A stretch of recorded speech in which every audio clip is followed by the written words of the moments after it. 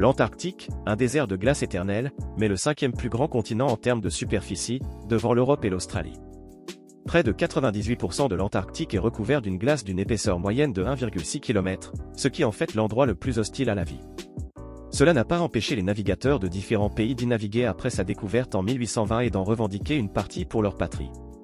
Afin de créer une coexistence pacifique et de garder l'Antarctique ouvert aux chercheurs de toutes les nations, le traité sur l'Antarctique a été signé en 1959 par 12 États, qui ont établi l'utilisation pacifique de l'Antarctique. Mais pourquoi cet État continue-t-il à revendiquer des territoires plus ou moins grands de l'Antarctique? Et quel sera l'avenir de l'Antarctique lorsque la glace fondra et que des gisements de matières premières presque infinies seront mis à jour? Y aura-t-il une lutte pour l'Antarctique? Le mythe d'un immense continent au sud du monde a perduré depuis l'Antiquité. On partait du principe qu'il devait y avoir une énorme masse terrestre pour contrebalancer les masses terrestres de l'hémisphère nord. Les premiers explorateurs pensaient ainsi avoir trouvé une partie de ce continent avec l'Amérique du Sud et l'Australie. Mais lorsque cela s'est avéré faux, les explorateurs sont allés toujours plus au sud, à la recherche du continent disparu. Le premier homme à avoir franchi le cercle polaire austral est probablement James Cook, qui l'a traversé en 1773, mais n'a pas pu atteindre l'Antarctique en raison de la banquise.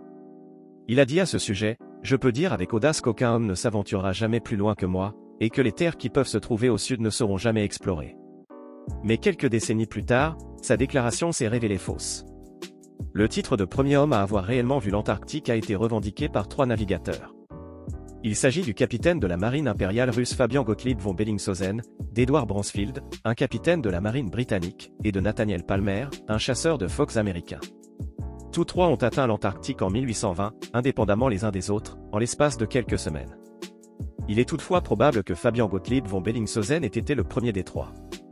Il faudra toutefois attendre encore près de 100 ans avant que quelqu'un atteigne réellement le pôle sud.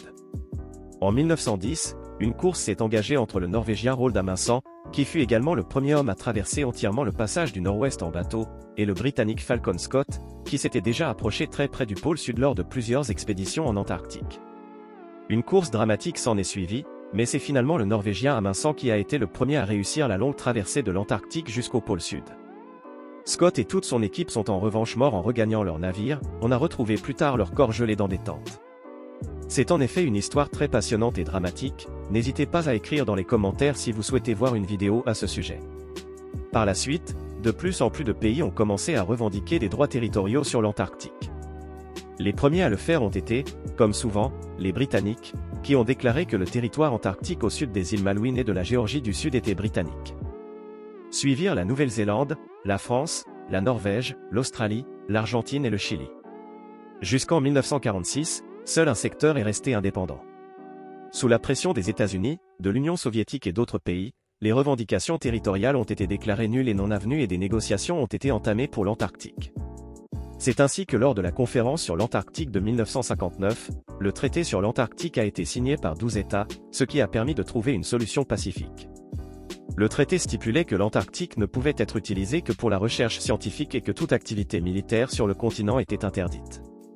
Même si les revendications territoriales ont ainsi été supprimées, elles continuent d'être formulées officiellement par ces 7 pays, elles ont simplement été gelées pour le moment.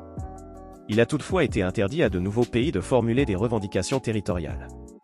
Il reste toutefois à voir comment la situation évoluera par la suite. Le traité est d'abord valable jusqu'en 2048, ce qui n'est pas si loin. Il pourrait alors être renégocié. En raison notamment du changement climatique et de la découverte de nombreuses matières premières, l'Antarctique jouera certainement un rôle géopolitique central dans la seconde moitié du XXIe siècle. Ainsi, les premières prévisions annoncent une énorme quantité de pétrole, de charbon et de métaux précieux tels que l'or, l'argent et les diamants dans l'Antarctique. Il dépendra donc de la situation politique mondiale des prochaines décennies si un consensus pacifique pourra être trouvé pour l'Antarctique ou si des conflits militaires éclateront pour l'Antarctique, comme à l'époque coloniale. La Chine, notamment, ne cesse d'avancer, d'ouvrir de nombreuses bases et de vouloir devenir l'une des nations les plus importantes de l'Antarctique. Et de nombreux non-signataires du traité sur l'Antarctique rejettent le statu quo de l'Antarctique, qu'ils considèrent comme une construction géopolitique datant de la guerre froide. Ainsi, de nombreux pays, même lointains, construisent aujourd'hui des bases en Antarctique, qui ne servent certes qu'à la recherche, mais qui augmentent également l'influence de ces pays sur le continent. À votre avis, quel sera l'avenir de l'Antarctique? Les différentes nations parviendront-elles à s'unir ou les ambitions économiques et géopolitiques prendront-elles le dessus et l'Antarctique sera-t-elle colonisée au cours des prochaines décennies?